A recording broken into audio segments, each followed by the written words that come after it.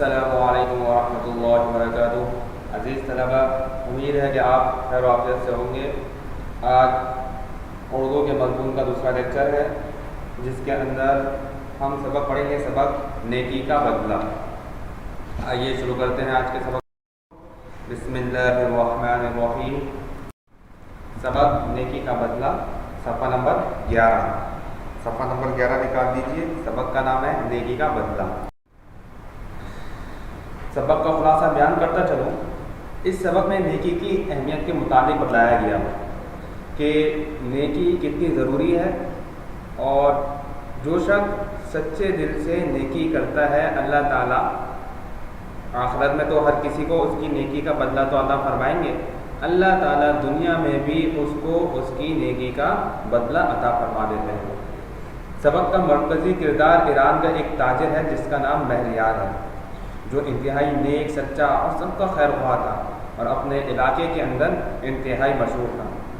ایک دفعہ اس نے حج کا ارادہ کیا اور سوچا کیوں نہ اس سال وہ بھی حج کو چلے۔ چنانچہ شہر سے نکلنے والے اونٹوں اور گھوڑوں کے قافلوں کے ساتھ وہ بھی حج کے سفر کو نکلا، اور اپنے ساتھ 1000 اشرفیاں لے کر نکلا۔ چونکہ گزشتہ زمانے میں نہ ریل گاڑیاں ہوتی تھیں، نہ جہاز ہوتے تھے، نہ کوئی سواری کا کوئی دوسرا ذریعہ نہیں ہوتا تھا۔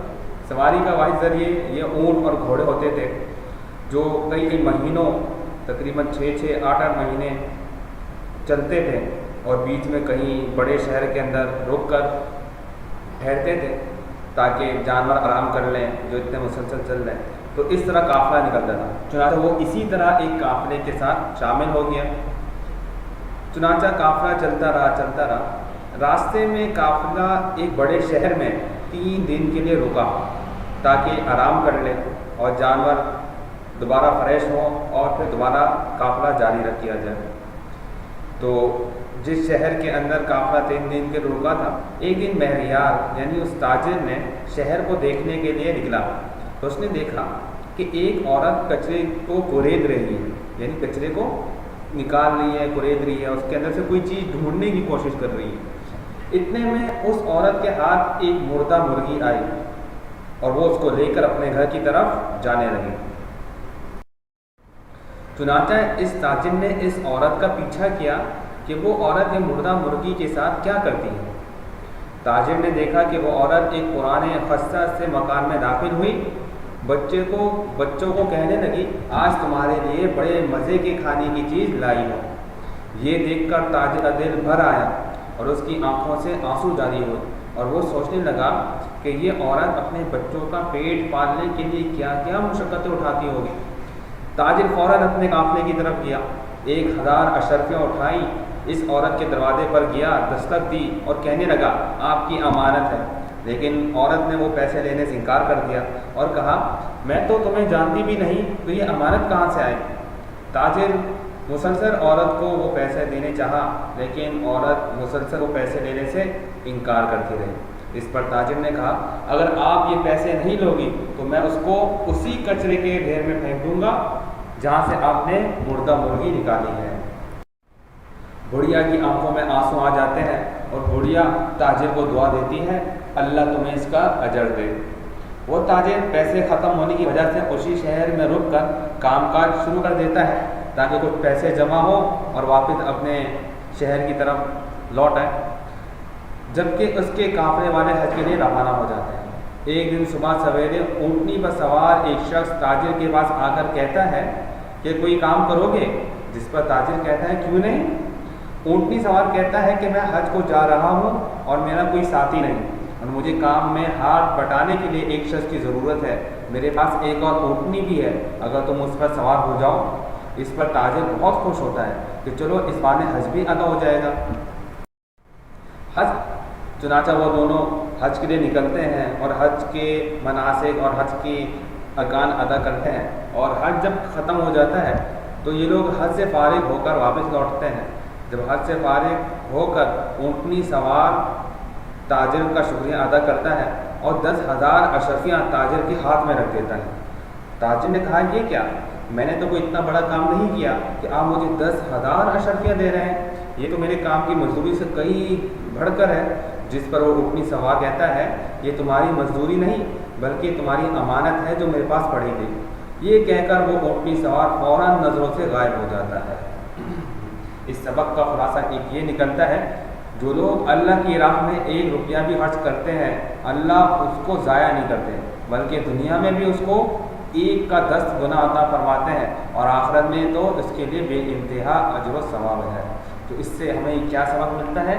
एक सबक तो ये मिलता है कि हमें हमेशा मजबूर और बेबसों की मदद करनी चाहिए, चाहे हमारे पास माल कम हो, जितनी हमारी हैसियत है उसके मुताबिक हमें मदद करनी चाहिए। और दूसरे, अल्लाह ताला से इस बात की कभी उम्मीद रखनी चाहिए कि जो कुछ हमने दिया है वो ज़ाया नहीं होगा। अल्लाह ताला दुनिया में ना सही, आखिरत में उसका बेहतरीन अजर हमें अता फरमाएंगे।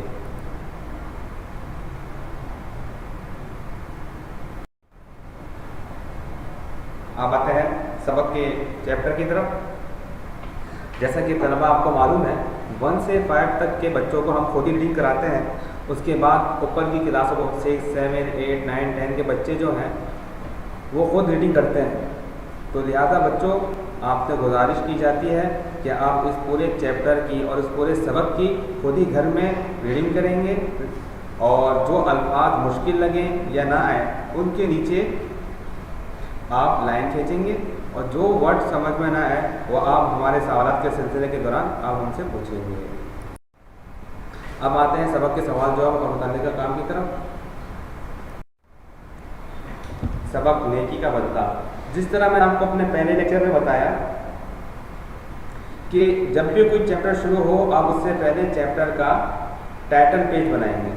तो इस चैप्टर का टाइटल पेज क्या होगा? नेकी का बदला। एक पूरे सफ़े पर आप लिखेंगे नेकी का बदला। तो उसके बाद से इस चैप्टर को और इस सबक को शुरू करेंगे। सबसे पहले आप अल्फाज माने लिखेंगे। जैसे मैंने अल्फाज माने के 4 कॉलम बनाए हैं, आप सिर्फ और सिर्फ 2 कॉलम बनाएंगे, ठीक है? अल्फाज और माने बस, और पूरे लाइन से आप अल्फाज माने लिख देंगे।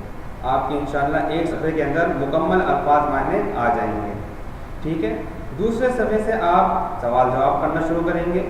जैसे कि आपको नज़र आ रहे हैं सवाल जवाब, ये तमाम के तमाम सवाल जवाब आप अपनी कॉपी में जिस तरह नज़र आ रहे हैं उसी तरह आप उतारेंगे। ये और सवाल जवाब हैं उसके, ये भी सारे उतारेंगे। फिर सवाल नंबर 3 है, किताब में दिए गए पैराग्राफ से मुज़क्कर और मुअन्नस अलग अलग करके लिखिए। तो ये आप अलग सफ़े में लिखेंगे, मुज़क्कर करके अलग, मुअन्नस अलग, ठीक है? ये सारे आप, जब मैंने दोबारा 4 कॉलम बनाए हैं, आप 2 कॉलम बनाएंगे, ठीक है? तो इसके बाद ये आपका किताब का काम है। दुरुस्त बयान पर सही का निशान लगाएं। अलिफ, सौदागर ने बुढ़िया को 10,000 अशरफियाँ दी, गलत।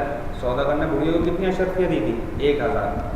बे, बूढ़ी औरत को कचरे के ढेर से मुर्गी मिली, ठीक है? मुर्दा मुर्गी मिली थी। जी, गरीब इंसान की मदद करना सबका फ़र्ज़ है, ठीक, ये भी ठीक है। दाल, अजनबी सौदागर को जहाज़ पर हज के लिए ले गया, नहीं, गलत, वो ऊँटी पे लेके गया था। सौदागर ने सराय में कई दिन गुजारे, हाँ, जब वो काफिला चला गया तो वो सराय मतलब जो मुसाफिर खाना होता है, तो मुसाफिर खाने में कई दिन गुजारे।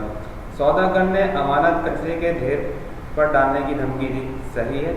जो अमानत थी बूढ़ी औरत को देने लगा और बूढ़ी औरत नहीं लेने लगी, तो सौदागर ने कहा कि अगर आप नहीं लोगे तो मैं कचरे के ढेर पर डाल दूँगा। जे, ऊँट सवार ने सौदागर को 2,000 अशरफियाँ दी, गलत। ऊँट सवार ने सौदागर को कितनी अशरफियाँ दी? 10,000। और ये जो काम है ये भी आपने अपनी किताब के अंदर मुकम्मल करना है। नीचे दिए गए जुमलों को दुरुस्त अल्फाज से पुर कीजिए। अलिफ, ये भी फ़र्ज़ है कि दौलत में से कुछ डैश निकाल कर खर्च करो, कुछ रुपया निकाल कर खर्च करो। हाजियों का एक काफ़िला डैश के लिए तैयार हुआ, हज के लिए। इसने डैश अशरफियाँ कमर से बांध ली, 1,000 अशरफियाँ। काफ़िले वालों ने 2-3 दिन डैश का फैसला किया, 2-3 दिन ठहरने का फैसला किया। ठहरना आएगा, हाँ। बूढ़ी औरत डैश के ढेर को कुरेद रही थी, कूड़े के ढेर को, कचरे के ढेर को कूड़े लिख दें, कूड़े लिखेंगे आप, ठीक है? और वाव, ये मजदूरी नहीं बल्कि तुम्हारी डैश है, अमानत, ठीक है? और इसके बाद आपके सवाल में आ जाए। ज़ेल में ऐसी मिसालें पेश की जाती हैं जिनमें रोज़मर्रा या मुहावरे की गलती मौजूद है। गलत फ़िक्रा और दुरुस्त फ़िक्रा, ये आपको 2 फ़िक्रे नज़र आ रहे हैं, ٹھیک ہے، تو غلط فکرہ اور درست فکرہ، اس کو غلط فکرے کے ساتھ کو درست فکرے کے ساتھ ملائیں کہ غلط فکرہ یہ ہے جیسے مہنگائی دن بہ دن بڑھ رہی ہے، یہ غلط ہے۔ صحیح جملہ کیا ہے؟ مہنگائی روز بروز بڑھ رہی ہے۔ ٹھیک ہے، امید ہے کہ آپ کو آج کا لیکچر سمجھ میں آیا۔ اگر کوئی بات بھی آپ کو سمجھ میں نہیں آئی آپ وہ ہم سے پوچھ سکتے ہیں۔ السلام علیکم ورحمۃ اللہ وبرکاتہ۔